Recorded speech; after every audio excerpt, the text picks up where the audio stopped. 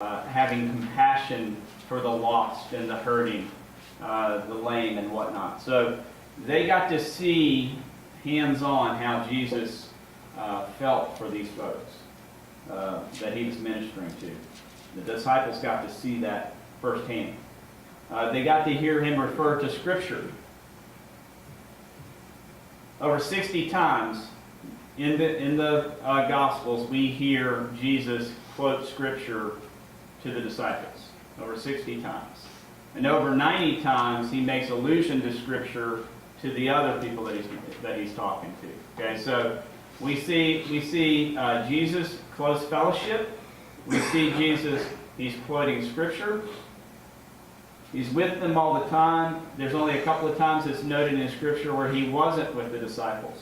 If you recall, during the encounter with the woman in Samaria at the well, the boys had gone to grab some food, so Jesus was left alone. But he had been with them, right? Matthew 11, he sends the disciples out, 2 by 2. You go minister, and he goes into the towns of Galilee, and he ministers to himself. But aside from those couple of instances, he was in fellowship with these guys all the time. He broke bread with folks. We've got a couple of occasions that it talks about in the Bible where he specifically broke bread with folks. In Mark 2, he had dinner with Levi. He ate with Matthew in Matthew 9. And he instituted the Lord's Supper in Matthew 26 in the process of having dinner with the guys. All right, so here he is having fellowship. He's quoting Scripture. He's breaking bread, enjoying a meal with everybody. And then they saw his fellowship with the Father through the prayer. All through Scripture, he's stepping aside to spend time in prayer. He modeled prayer for them. And he prayed for them. Specifically, John 17 through 21. Sanctify them by the truth. Your word is truth. As you sent me into the world, I have sent them into the world.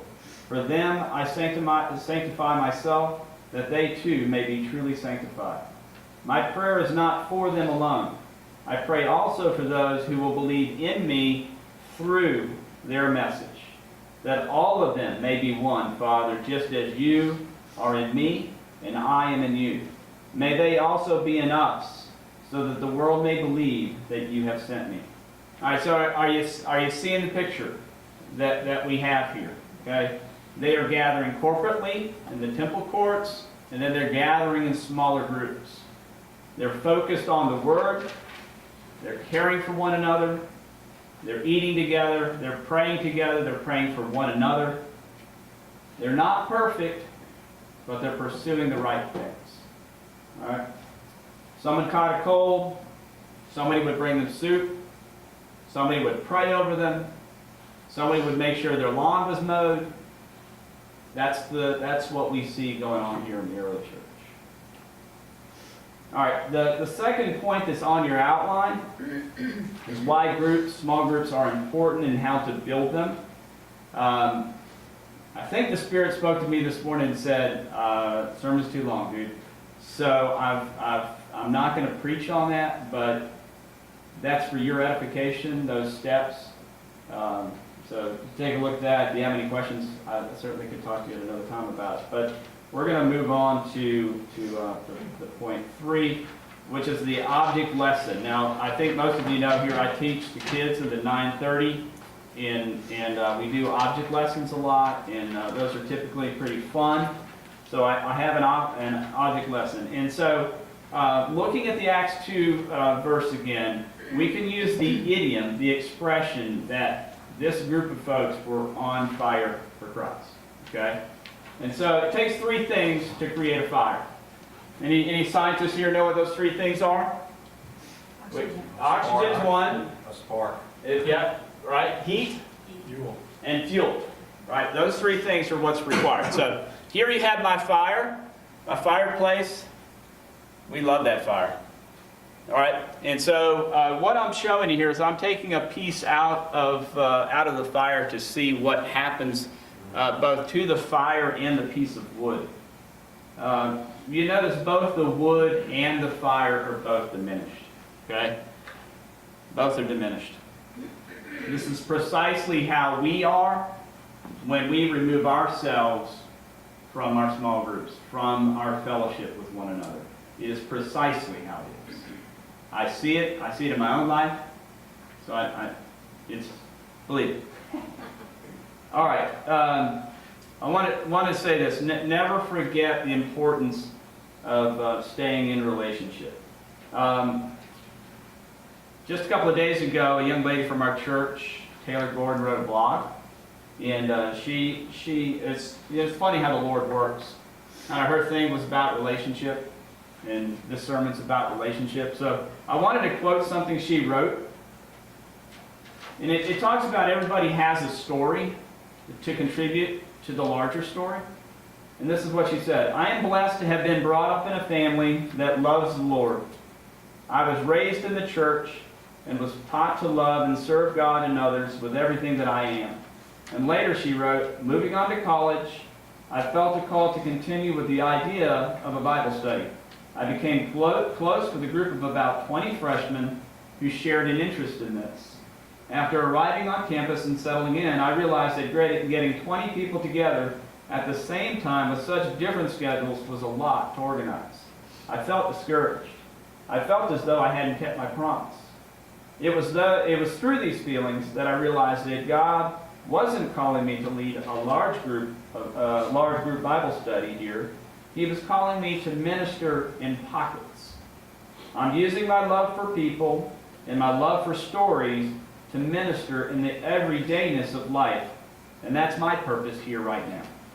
So, using the illustration as a fire, using Acts 2:42, we see the importance here to continue steadfastly in getting together and doing these things. All right, get in these pockets, as Taylor said, and share life. Sharing our story is important to our individual growth. I want to look at the verse again. They continued steadfast in the apostles' doctrine. Now, how many apostles are we talking about here? 11, 12, right? They all had their own story. We can illustrate that by looking at the Gospels. There's 4 Gospels, and each one of them is written from a unique point of view. You've got Matthew, who wrote about Jesus as the Messiah. He wrote from a Hebrew point of view, right? Mark wrote of Jesus being a suffering servant, right? Luke wrote of Jesus' humanity. He was a doctor, a just detailed guy, and he focused on Jesus' humanity. And John, he wrote of Jesus' deity, being God. Okay? So together we get a much better understanding of who Jesus was because of their particular viewpoint. If we didn't have 3 of those Gospels, if we only had the Jesus as human, we'd be missing something, right? And it's the same thing in the church. When somebody's not here, we're missing something, right? Some people bring the fuel, some people bring the heat, some people bring the oxygen, right? In the case of the early church, there are 4 things. We need to have those things. As far as me, in my small groups, I bring the desserts. That's how I roll. All right. For me, when it comes to Scripture, for example, I'm a fairly simple guy. You know, I like things kind of straight. Math for me, for example, shouldn't have letters in it. You know, that's just me, right? So, and I'm going to talk to Amy about that. So sometimes I need help digging out meaning out of Scriptures. Okay, and I. Barry and I are friends, and I can count on Barry he usually has an insight about a particular scripture based on his time with the Lord, getting insight from him. Usually he has a different insight about a particular scripture than I do. Okay, so it's important that he and I spend that time together. because I'm diminished when he's not part of that, right? Because I'm not getting the full picture. Everybody has their gifting. Some people are good parents, have raising great kids, respectful, straight A's, that kind of thing. They can model that behavior for folks like me that sometimes I wonder, right? So, You rebuke that, brother. well, thank you. Some people are here am I, send me types, servant types. And they need to be fellowshipping with folks who maybe aren't, to model that behavior, just like Jesus did. Jesus modeled the behavior that he expected the disciples to have when he left. Okay? Remember the scripture, you will know, they will know that you are my disciples if you love one another. The fact of the matter is, it's hard to do that if those another's aren't around for us to love. Right? So that's my message is we got to continue steadfastly. We have to stay together. We have to be in that fire, be on fire for Christ together. When our presence, it has an impact one way or the other, whether we're there or not. Our presence impacts, our absence impacts. And I know it's easy to forget, hey, I'm in a good place this week. I feel good with God.